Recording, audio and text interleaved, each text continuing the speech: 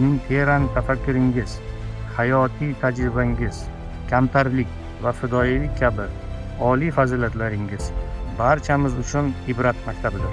Ustoz sifatida talabchanligingiz va bir vaqtning o'zida mehribonligingiz ko'plab yosh olimlarning kamol topishiga zamin yaratdi.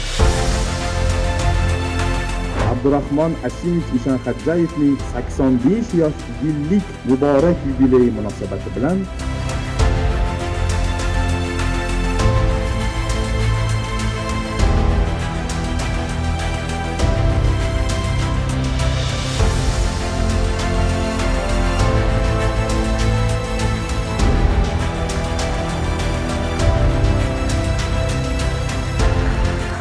ustozimizni shu hayot yo'llari davomida nafaqat o'quv jarayoni, balki shu o'zlarining hayotlarini ilmga bag'ishlab, metropoliten qurilish sohasida va avtomobil yo'llari, ko'priklarning qurilish sohasida olib borgan ilmiy tadqiqot ishlari juda ham muhim rol o'ynaydi.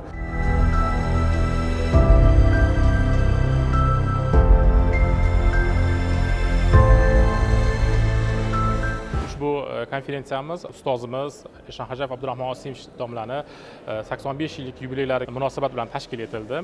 Shunisi quvonarliki, u kishi 85 yoshga kirgan bo'lishlariga qaramasdan hozir ham demak o'sha universitetda yoshlarga ta'lim berib kelyaptilar va bundan tashqari o'sha yo'l sohasidagi juda ko'p shogirdlariga ham o'zlarining o'gitlari bilan yordam berib keladilar.